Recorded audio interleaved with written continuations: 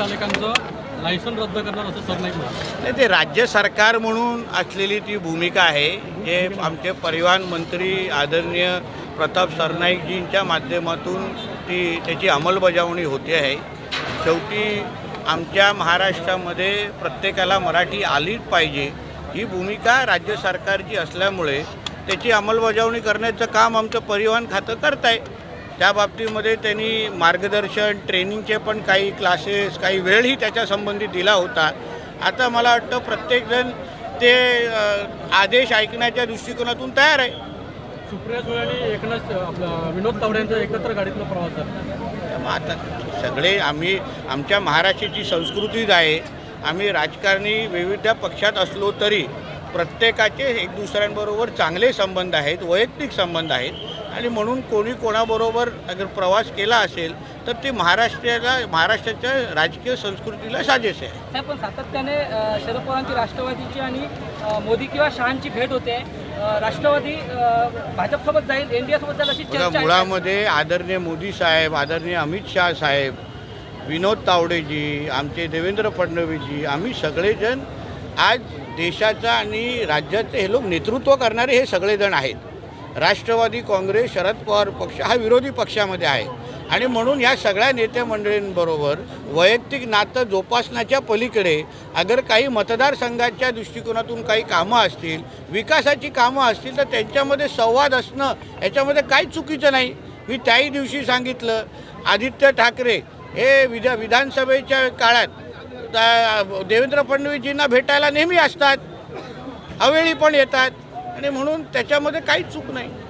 मांसाहार करणाऱ्यांना ताडदेवमधल्या गृहसंकुलात घर मिळणार नाही अशी जाहिरात सोशल मीडियावरती एका बिल्डरने प्रसिद्ध केली. त्यानंतर मराठी माणसांकडून संताप व्यक्त केला जातो. त्याबद्दल माहिती नाही, पण त्या माहिती घेतल्यानंतर बोलू शकतो. साहेब, आज पावसाळी अधिवेशन 2 दिवस उरलेले आहेत आणि त्यानिमित्तानं केंद्रीय गृहमंत्री अमित शहा जे आहेत ते आज विद्यार्थी आंदोलनावरती भाष्य करणार आहेत. मात्र अमित शहानी भाषण करण्यापेक्षा राजीनामा द्यावा असं राहुल गांधी म्हणतात. बघा, पहिलं राहुल गांधीजी बोलत होते की अमित शहा साहेबांनी त्याबद्दल भूमिका मांडावी, विद्यार्थी आंदोलनाबद्दल बोलावं. आज अमित शहा साहेबांनी कालच सांगितलं की ह्या बाबतीमध्ये मी सविस्तर बोलण्यासाठी तयार आहे, सविस्तर सगळे प्रत्येक प्रश्नाचं उत्तर देण्यासाठी तयार आहे. तर त्यांनी ऐकण्याची तयारी ठेवावी.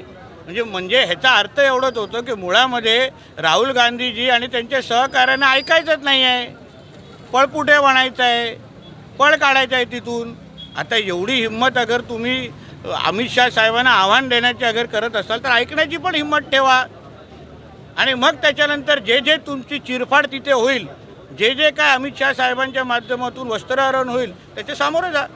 आमचं पक्षाचं बहुमत असताना निवडणूक आयोगानं अमित शहांच्या दबावाखाली हा पक्ष एकनाथ शिंदेना 5,000 कोटींना विकला असा दावा संजय राऊत करतात. बघा, मुळामध्ये राज्याच्या जनतेने विधानसभेच्या निवडणुकीमध्ये आदरणीय एकनाथ शिंदे साहेबांच्या नेतृत्वात असलेल्या शिवसेनेची, खऱ्या शिवसेनेला मतदान करून शिवसेना कोणाची आणि हिंदू हृदय सम्राट बाळासाहेब ठाकरेंचे विचाराचा खरा वारसदार कोण हे सिद्ध करून दिलेलं आहे. लोकांच्या कोर्टामध्ये सिद्ध झालेलं आहे.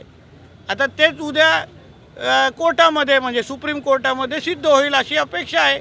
पण मुळामध्ये जनतेने लोक न्यायालयामध्ये शिवसेना कोणाची हा निकाल देऊन टाकलेला आहे. म्हणून संजय राजाराम राऊत काही बोलत असतील त्याला काही अर्थ नाही. ते असंही म्हणतात की अमित शहांना देशाचे उपपंतप्रधान व्हायचं आहे, मात्र मोदींचा त्याला नकार आहे. म्हणजे जेव्हा महाविकास आघाडीची सत्ता होती तेव्हा सत्ता स्थापनेच्या वेळी संजय राऊतांना पण मुख्यमंत्री बनायचं होतं. उद्धव ठाकरेंचा त्यांना विरोध होता. त्यांचा विरोध होता. त्यांनी काही आमदारांना पण फोन केलेले.